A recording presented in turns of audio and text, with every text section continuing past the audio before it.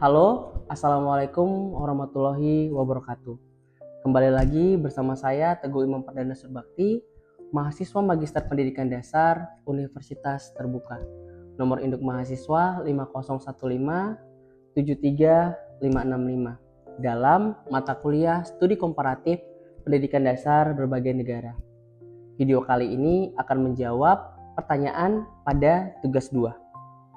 Pada kesempatan kali ini saya akan memaparkan hasil analisis saya terhadap 2 artikel ilmiah, satu dari jurnal nasional yang teragregasi Sinta dan satu lagi jurnal internasional berreputasi Scopus yang membahas isu gender dalam pendidikan dasar.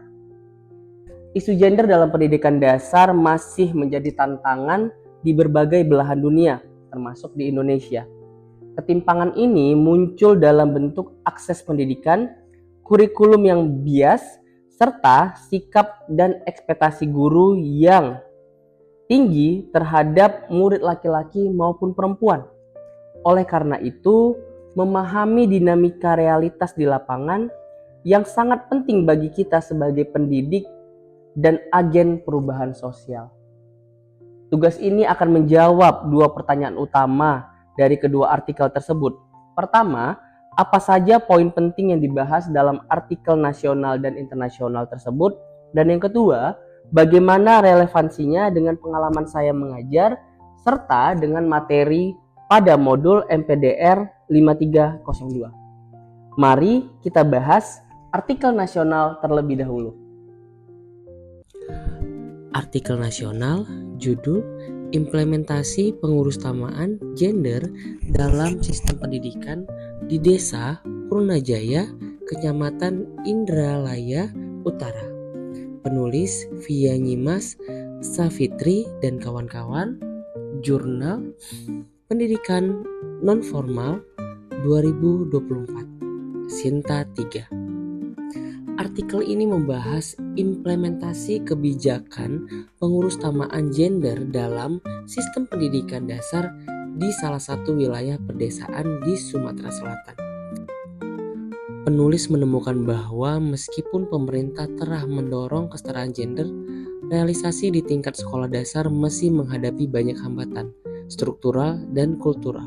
Salah satu hambatan utamanya adalah budaya patriarki yang masih kuat mempengaruhi sikap orang tua dan guru terhadap anak laki-laki dan perempuan. Fakta menarik yang diangkat dalam artikel ini adalah kurangnya pelatihan bagi guru untuk mengenali dan menganalisis bias gender dalam pembelajaran. Guru seringkali tidak menyadari bahwa praktik mereka seperti membedakan tugas antar gender atau memberikan ruang bicara lebih banyak pada anak laki-laki, turut memperkuat ketimpangan. Ini menunjukkan perlunya intervensi sistematik dalam pengembangan kompetensi guru. Dari hasil observasi peneliti, tampak bahwa sekolah belum sepenuhnya menjadi ruang yang aman dan setara bagi siswa. Penanaman nilai-nilai kesetaraan masih bersifat sporadis dan belum terintegrasi dalam kurikulum maupun kegiatan belajar mengajar. Artikel ini menemukan pentingnya sinergi antara kebijakan nasional dan kesadaran lokal untuk menciptakan pendidikan dasar yang adil gender.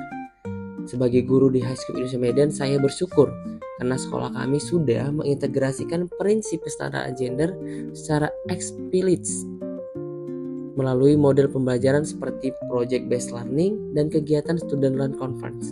Siswa didorong untuk menjadi pemimpin dan pembelajar aktif tanpa memandang jenis kelamin. Pengalaman ini membuat saya menyadari bahwa kesetaraan gender bukan hanya soal kebijakan, tetapi tentang budaya sekolah yang dibangun bersama. Selanjutnya, analisis artikel internasional. Saya mengambil judul artikel Theory is Beautiful, Resistance and Counter-Resistance to Gender Equality in Teacher Training.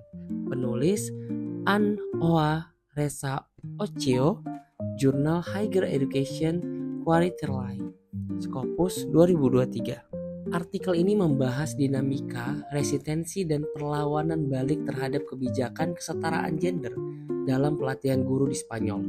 Meskipun banyak institusi pendidikan tinggi telah mengadopsi kebijakan berbasis gender equality, dalam praktiknya masih ditemukan resistensi dari sebagian dosen dan calon guru. Mereka menganggap pendekatan ini terlalu politis, tidak relevan, atau bahkan bertentangan dengan nilai tradisional. Penulis mengemukakan konsep counter resistance, yaitu gerakan atau respon dari individu atau kelompok yang justru memperjuangkan nilai kesetaraan. Dalam artikel ini, peran penting dimainkan oleh dosen progresif dan unit kesetaraan kampus yang mengupayakan integrasi topik gender secara lintas mata pelajaran.